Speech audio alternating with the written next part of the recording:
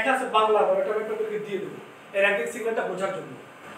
আমি যখন ঢাকা টাইমসের পেজে এখন এই মুহূর্তে কত বাজে 12:56, আমি যখন ঢাকা টাইমসে 12:56 একটা কন্টেন্ট আমি পোস্ট করতেছি, পোস্ট করার সাথে সাথে ফেসবুক আমাকে ওর একটা ভার্চুয়াল নিলামের অংশ করে ফেলে।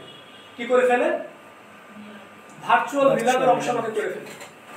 এই মুহূর্তে 12:56 সারা দেশ থেকে কি কি ভিডিও পোস্ট হচ্ছে আমার পেজের ক্যাটাগরি কি নিউজ অ্যান্ড মিডিয়া ক্যাটাগরির পেজ থেকে কি কি ভিডিও সারা দেশে পোস্ট হচ্ছে। এবার যদি 20টা কন্টেন্ট পোস্ট হয় সারা দেশ থেকে, অথবা 100 কন্টেন্ট অথবা 1000 কন্টেন্ট পোস্ট হলো, এই পোস্ট হওয়ার সাথে সাথে প্রথম ধাক্কায় আপনার পেজের রিচ ওই হিসাব করে আগে থেকে রাখে যে আপনার পেজের চাহিদা এখন এই পর্যায়ে রয়েছে। তার মানে যে পেজের রিচ এখন বেশি, ওই পেজের চাহিদা মার্কেটে বেশি, ফেসবুক যার চাহিদা বেশি তাকে খুঁজে সেই পেজটাকে বেশি বেশি রিচ করাবে। এখন যদি রিচ কমও থাকে, ওই একটা ভিডিওতে রিচটা বাড়তে পারে। সেটা কি হলো? আপনার পেজের চাহিদা এখন আছে হয়তো 500 জনের কাছে, ফেসবুকে একটা হিসাব করে প্রথম 500 জনের কাছে পাঠানো। এই 500 জনের ভেতরে কত মানুষ আপনার কন্টেন্ট কি হারে দেখতেছে ও অটোমেটিক অ্যালগরিদমের ভেতরে ওটা হিসাব করে। যখন দেখবে এই 500 জনের ভেতরে চাহিদাটা ভালো, তার মানে ফেসবুক বুঝবে এই 500 জন চাহিদা যেহেতু আছে, তার মানে এই আরো মানুষ দেখবে, তখন ওটা আরো বাড়াবে। ওই পরের মানুষগুলো যদি আরো দেখতে চায় আরো বাড়াবে, আরো দেখতে চাইলে আরো বাড়াবে, তখন র্যাঙ্কিং উঠে যাবে, তখন এটা পাগলের মধ্যে ভাইরাল হবে। This is called viral, this is called video distribution. এখন আপনি এই র্যাঙ্কিং এ, এই নিলামে, এই ভার্চুয়াল নিলামে কখন বিচার করবেন? যখন আপনার কন্টেন্ট দুর্বল হবে, যখন আপনি লো কোয়ালিটি কন্টেন্ট প্রডিউস করবেন, আপনার কন্টেন্ট শেকি হবে, ঝিকঝিকে হবে, আপনার কন্টেন্টের সাউন্ড ভালো না, যিনি কথা বলছেন তার প্রেজেন্টেশন ভালো না, যিনি তথ্য দিচ্ছেন তার ইনফরমেশন কম, তখন আপনি অটোমেটিক এই নিলামে পিছিয়ে যাবে, মানুষ দেখবে না।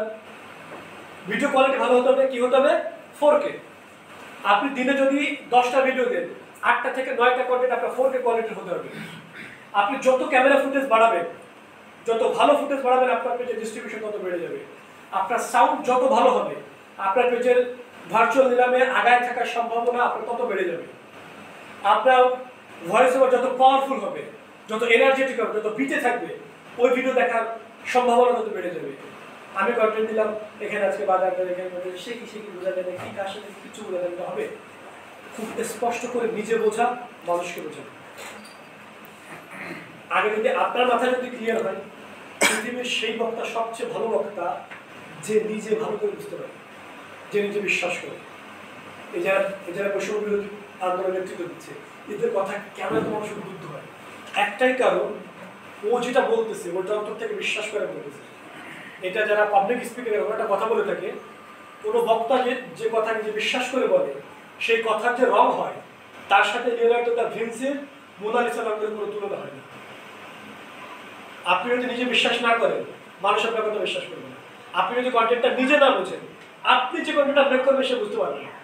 এখানে 3টা মানুষের বুঝতে হবে। আপনার ভিডিওগ্রাফার, যিনি ক্যামেরা পার্সন, তার কন্টেন্টটা বুঝতে হবে, সে কন্টেন্টের ভাষাটা বুঝতে হবে, যিনি রিপোর্টার তার বুঝতে হবে, যিনি ভিডিও এডিট করবে তার বুঝতে হবে।